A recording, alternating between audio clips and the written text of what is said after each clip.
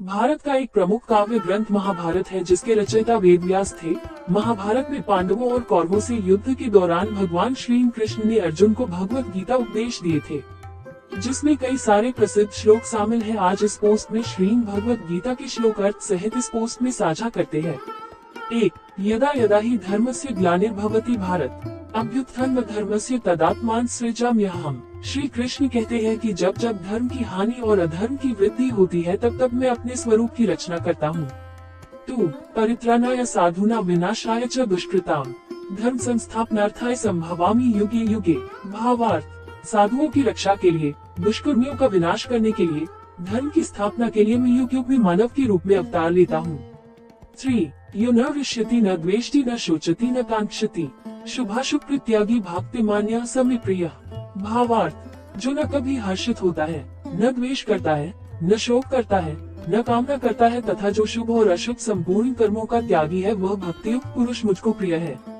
4. न हि कश्चित् क्षणमपि जातु तिष्ठति कर्मकृत् कार्यते ह्यवशः कर्म सर्वः प्रकृति जैगुणैः। भावार्थ, निसंदेह कोई भी मनुष्य किसी भी काल में क्षण मात्र भी बिना कर्म किए नहीं रहता, क्योंकि सारा मनुष्य समुदाय प्रकृति जनित गुणों द्वारा परवश हुआ कर्म करने के लिए बाध्य किया जा कार्यते ह्यवशः कर्म सर्वः प्रकृति जैगुणैः। भावार्थ, निसंदेह कोई भी मनुष्य किसी भी काल में क्षण मात्र भी बिना कर्म किए नहीं रहता, क्योंकि सारा मनुष्य समुदाय प्रकृति जनित गुणों द्वारा परवश हुआ कर्म करने के लिए बाध्य किया जाता है। 5. यद्यदाचरति श्रेष्ठस्तत्तदेवेतरो जनः स यत् प्रमाणः कुरुते लोकस्तदनुवर्ते। भावार्थ, श्रेष्ठ पुरुष जो आचरण करता है, अन्य पुरुष भी वैसा ही आचरण करते हैं। वह जो कुछ प्रमाण कर देता है, समस्त मनुष्य समुदाय उसी के अनुसार बरतने लग जाता है। यहाँ क्रिया में एकवचन है, परंतु लोक शब्द समुदायवाचक होने से भाषा में बहुवचन की क्रिया लिखी गई है।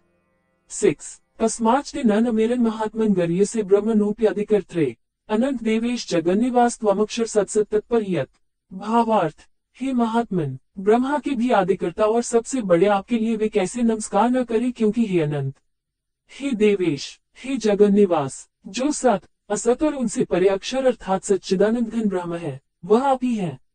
7. कर्मेन्द्रियाणि संयम्य आस्ते मनसा स्मरन् इंद्रियार्थान् विमूढ़ात्मा मिथ्याचार स उच्यते। अर्थ, जो मूल बुद्धि मनुष्य समस्त इंद्रियों को हठपूर्वक ऊपर से रोककर मन से उन इंद्रियों के विषयों का चिंतन करता रहता है, वह मिथ्याचारी अर्थात दम्भी कहा जाता है। 8. यो माम जमनादि च वेति लोक महेश्वरम असमू समर्थेषु सर्वपापाः प्रमुच्यते। अर्थ, जो मुझको अजन्मा अर्थात वास्तव में जन्म रहित अनादि उसको कहते हैं, जो आदि रहित हो एवं सबका कारण हो और लोगों का महान ईश्वर तत्व से जानता है, वह मनुष्यों में ज्ञानवान पुरुष संपूर्ण पापों से मुक्त हो जाता है। 9. न कर्म नाम नैष्कर्म्यम पुरुषोष्णुते न च संन्यासनादेव सिद्धि समधिगच्छति। भावार्थ, मनुष्य न तो कर्मों का आरंभ किए बिना निष्कर्मता, जिस अवस्था को प्राप्त हुए पुरुष के कर्म अकर्म हो जाते हैं अर्थात फल उत्पन्न नहीं कर सकते, उस अवस्था का नाम निष्कर्मता है। को यानी योग निष्ठा को प्राप्त होता है और न कर्मों के केवल त्याग मात्र से सिद्धि यानी सांख्य निष्ठा को ही प्राप्त होता है। 10. एता विभूति योग च मम यो वेति तत्वतः सोविकम्पेन योगेन युज्यते नात्र संशयः। भावार्थ, जो पुरुष मेरी इस परमेश्वर रूप विभूति को और योग शक्ति को तत्व से जानता है, जो कुछ दृश्य मात्र संसार है वह सब भगवान की माया है और एक वासुदेव भगवान ही सर्वत्र परिपूर्ण है, ये जानना ही तत्व से जानना है, वह निश्चल भक्ति योग से युक्त हो जाता है, इसमें कुछ भी संशय नहीं है।